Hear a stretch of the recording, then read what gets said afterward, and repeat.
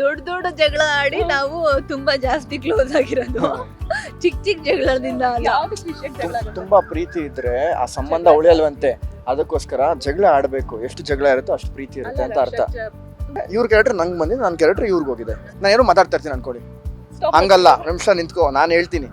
Counter ಹೊಡಿಯೋ ಲೆವೆಲ್ಗೆ ಇವರು ಆಗಿದ್ದಾರೆ. ಸ್ಟೇಜಲ್ಲೂ ಅಷ್ಟೇ. ಪಾಪ ನನ್ನ ಪ್ರತಿಯೊಂದು ನನ್ನ ಡೈಲಿ ಬೆಳಿಗ್ಗೆ ಇದ್ರೆ ರಕ್ಷಕ್ ಏನ್ ಮಾಡ್ತಿದ್ದಾರೆ, ರಕ್ಷಕ್ ಏನ್ ಊಟ ತಿಂದ್ರು, ರಕ್ಷಕ್ ಎಲ್ಲೋಗಿದ್ದಾರೆ, ಏನ್ ಮಾಡ್ಕೊಂಡಿದ್ದಾರೆ, ರಕ್ಷಕ್ ಜೀವನ ತುಂಬಾ ಚೆನ್ನಾಗಿದ್ಯಾ ಎಲ್ಲ ವಿಚಾರಿಸ್ಕೊಂತಾರಲ್ಲ. ಅದಕ್ಕೋಸ್ಕರ ನಾನು ಮೀಡಿಯಾನ ನಮ್ಮ ಸತ್ಯ ಯಾವತ್ತೂ ಬಿಡ್ಕೊಡಲ್ಲ. ರಿಯಾಲಿಟಿ ಶೋ ಮಾಡಿನೇ ಇಷ್ಟೊಂದು ಜನ ನಿಮ್ಗೆ ಏನೋ ಹೇಳ್ತಿರಲ್ಲ, ಪ್ರೀತಿ ತೋರಿಸ್ತಾ ಇದ್ದಾರೆ ಅಂತ ಹೇಳ್ತಾರೆ. ಶೋ ಒಂದೇ ಅನ್ಬಿಟ್ರೆ ಪಾಪ ಟ್ರೋಲ್ ಪೇಜಸ್ ಇದೆ.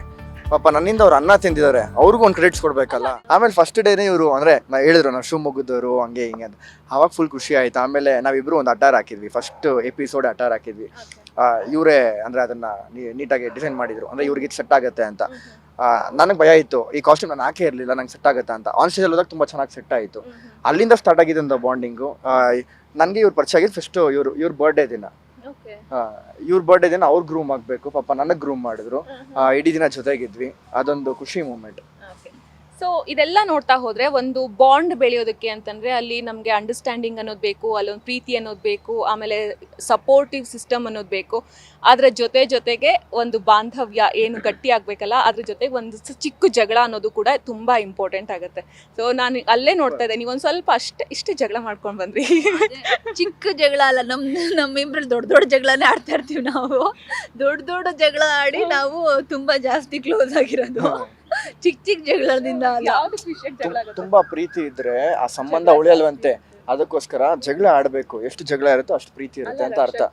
ತುಂಬಾ ಪ್ರೀತಿ ಇದ್ದಲ್ಲಿ ಜಗಳನೂ ಜಾಸ್ತಿ ಇರುತ್ತೆ ಅಂತಾನೂ ಹೇಳ್ತಾರೆ. ಅದನ್ನ ಮ್ಯಾನೇಜ್ ಮಾಡೋದ್ರ ಮೇಲೆ ಡಿಪೆಂಡ್ ಆಗುತ್ತೆ, ಯಾರಲ್ಲಿ ಇದ್ದಾರೆ ಅನ್ನೋದು, ಎದುರುಗಡೆ ವ್ಯಕ್ತಿ ಯಾರಿದ್ದಾರೆ ಅನ್ನೋದ್ರ ಮೇಲೆ ಡಿಪೆಂಡ್.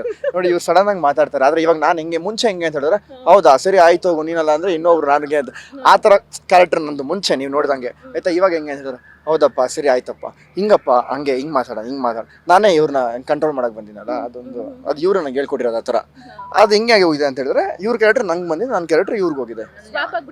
ನನಗೆ ಇವಾಗ ಬೇಜಾರಾಗಿ ಹೋಗಿದೆ. ಯಾಕಾದ್ರೂ ನಾನು ಇವ್ರಿಗೆ ಮಾತಾಡೋದು ಹೇಳ್ಕೊಟ್ನೋ, ಇವ್ರು ಯಾಕಾದ್ರೂ ನನ್ನಿಂದ ಮಾತು ಕೇಳ್ತಾರೋ.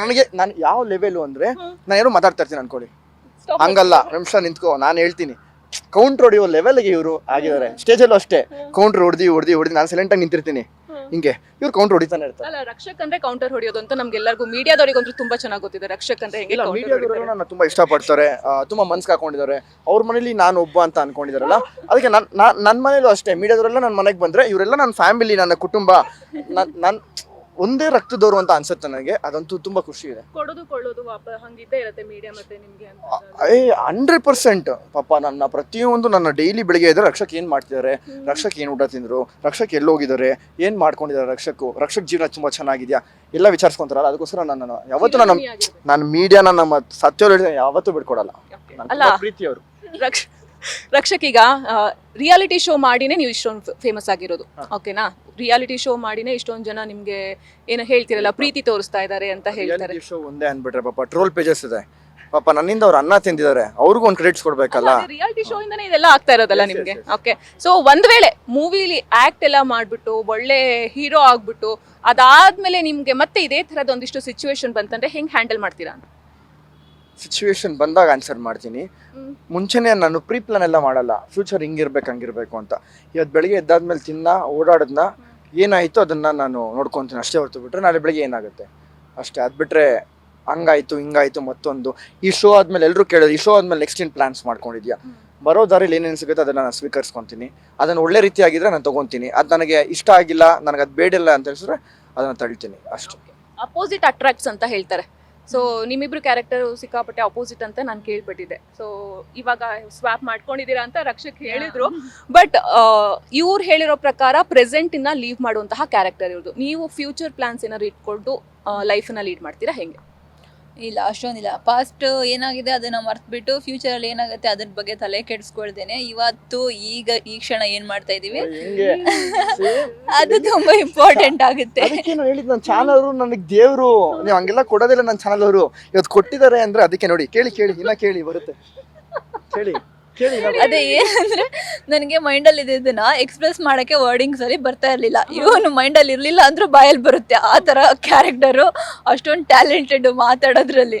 ಸೊ ಅದು ನನಗೆ ತುಂಬಾ ಇಷ್ಟ ಆಗಿತ್ತು ಅಂಡ್ ಅದನ್ನ ಕಲ್ತ್ಕೋಬೇಕು ಅಂತಾನು ಅನ್ಕೊಂಡಿದ್ದೆ. ಆಪೋಸಿಟ್ ಕ್ಯಾರೆಕ್ಟರ್ಸ್ ಅಟ್ರಾಕ್ಟ್ ಅಂತಂದಂಗೆ ಅಟ್ರಾಕ್ಟ್ ಆಗೋದಕ್ಕಿಂತ ಜನಗಳಿಗೂ ಇದು ಅಟ್ರಾಕ್ಟ್ ಆಗುತ್ತೆ ನಮ್ಮ ಪೇರು.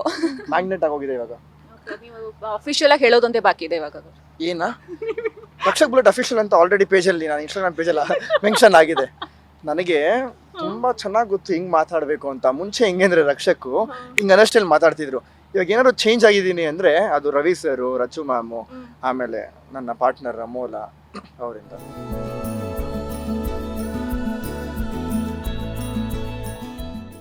ಹೋಪ್ಫುಲಿ ಈ ವಿಡಿಯೋ ನಿಮಗೆ ಇಷ್ಟವಾಗಿದೆ ಅಂತ ಭಾವಿಸ್ತೀನಿ. ಕ್ಯಾಮ್ರಾ ಪರ್ಸನ್ ಗಿರೀಶ್ ಜೊತೆ ವೈದೇಹಿ, ವಿಶ್ವವಾಣಿ ಸ್ಪೆಷಲ್, ಬೆಂಗಳೂರು.